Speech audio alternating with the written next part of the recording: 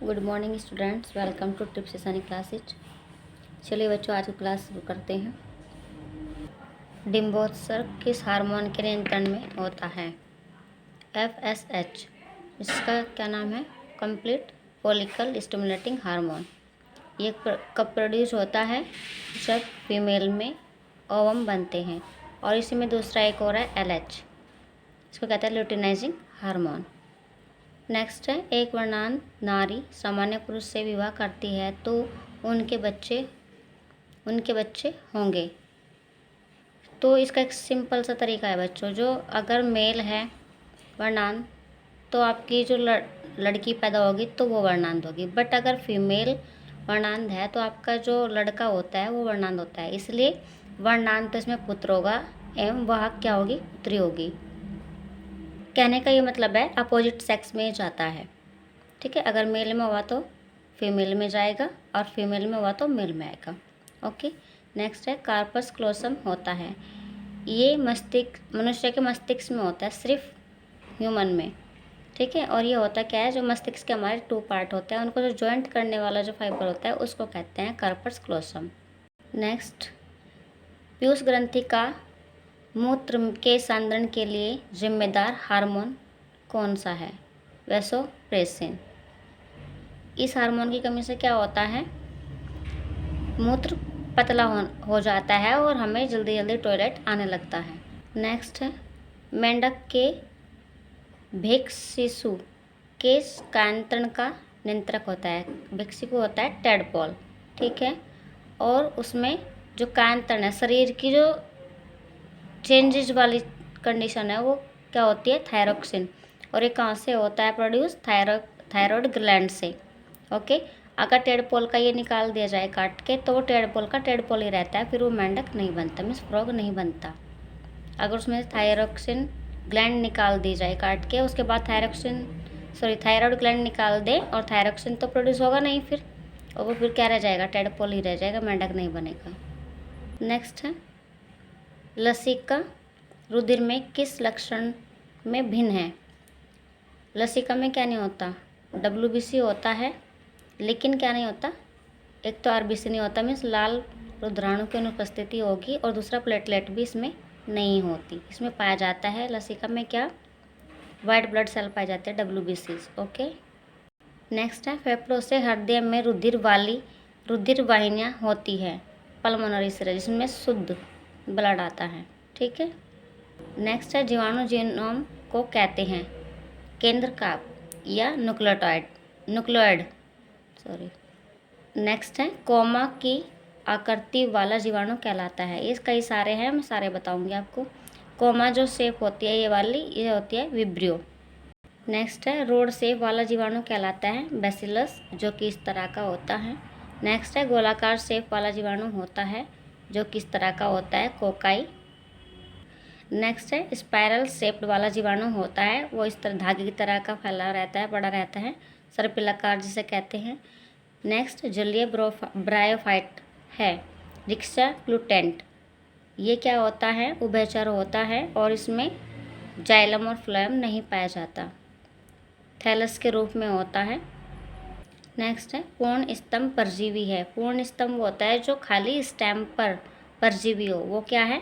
अमरबेल, जिसका दूसरा नाम क्या है? कस्कुटा। ठीक है। नेक्स्ट देखो, ऐसे ही जड़ वाला होता है पूर्ण जड़ या मूल, जड़ को मूल भी कहते हैं, परजीवी होते हैं, रफलीसिया। ये कहाँ पाया जाता है? वाटर में पाया जाता है, और ये सबसे बड़ा फ्लावर भी कहलाता है, रफलीसिया। नेक्स्ट है, आंशिक जड़ परजीवी। आंशिक जड़ परजीवी भी होते हैं जो सिर्फ जड़ों से अपना खाना लेते हैं, बाकी और कुछ नहीं। लेकिन पूर्ण परजीवी भी होते हैं जो कम्प्लीटली अपना पूरा जीवन यापन वहीं पे करते हैं, और आंशिक कुछ समय के लिए। तो ये क्या है? चंदन। नेक्स्ट देखिए, पौधों में मादा जननांग के भागों का व्यवस्थित क्रम देखिए। पहले क्या आता है? वर्तिका, फिर वर्तिकाग्र। फर्स्ट नंबर पे क्या है? वर्तिकाग्र, फिर क्या है? वर्तिका, अंडाशय और पुष्पाशय। ये इसका व्यवस्थित क्रम होता है, इसका मादा जननांग का कहाँ पर? फ्लावर में। नेक्स्ट देखिएगा, अंडजननांग की प्रक्रिया में जो हार्मोन अधिकतम होता है वो क्या है, LH, जिसको हम लुटिनाइजिंग हार्मोन भी कहते हैं, और ये कब प्रोड्यूस होता है, जब फीमेल में ओवन बनते हैं। नेक्स्ट है, दूध किस कारण मीठा होता है, उसमें कौन सी शुगर होती है, लैक्टोज शुगर होने के कारण दूध हमारा मीठा लगता है। नेक्स्ट है, typhoid, swine flu, malaria, polio कैसे रोग हैं, ये एक दूसरे से फैलने वाले हैं जो हमारे छींकने, खांसने आदि से फैलते हैं। नेक्स्ट देखिए, पौधों में प्रोटीन संश्लेषण के लिए अनिवार्य तत्व है क्या, नाइट्रोजन, क्योंकि नाइट्रोजिनस होता है। नेक्स्ट है, DNA के कोडिंग सेगमेंट को कहा जाता है एक्सॉन, जहाँ से वो अटैच रहते हैं और RNA को चेंजेस करने की हेल्प भी ये करते हैं DNA से RNA में, और जो अटैच रहता है अटैचमेंट उसी को एक्सॉन कहते हैं।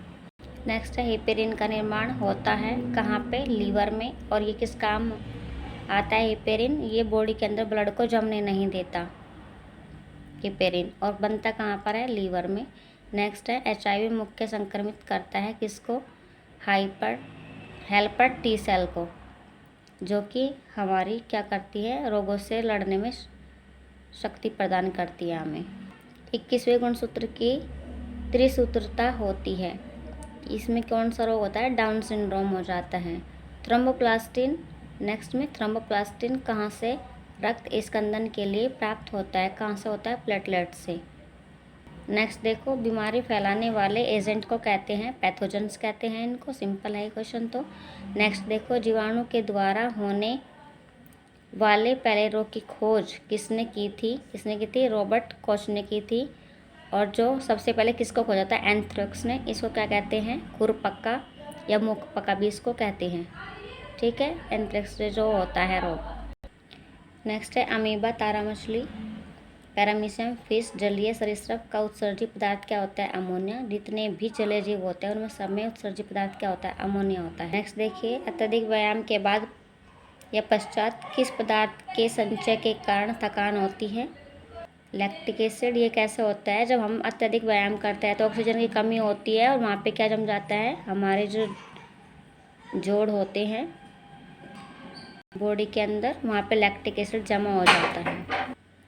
ग्लूकोज को ग्लाइकोजन में परिवर्तित करता है इंसुलिन, लेकिन नेक्स्ट में देखो, ग्लाइकोजन को ग्लूकोज में परिवर्तित कौन करता है, ग्लूकागॉन। दोनों अलग अलग क्वेश्चन है, अगर ग्लूकोज को ग्लाइकोजन में पूछेगा तो इंसुलिन, और ग्लाइकोजन को ग्लूकोज में पूछेगा तो ग्लूकागॉन। ओके, नेक्स्ट है, समसूत्री विभाजन में सबसे लंबी प्रावस्था कौन सी है, प्रोफेज, क्योंकि इसमें क्या होता है, सेल्फ डिवीज़न होता है और ये लंबी चलती है, इसलिए जो सबसे लंबी प्रावस्था होती है वो कौन सी है, प्रोफेज। कई सारी फेज होती है ना, प्रोफेज, मेटाफेज, एनाफेज, टेलोफेज, तो इनमें से सबसे पहली है ये प्रोफेज, और ये सबसे लंबी चलती है।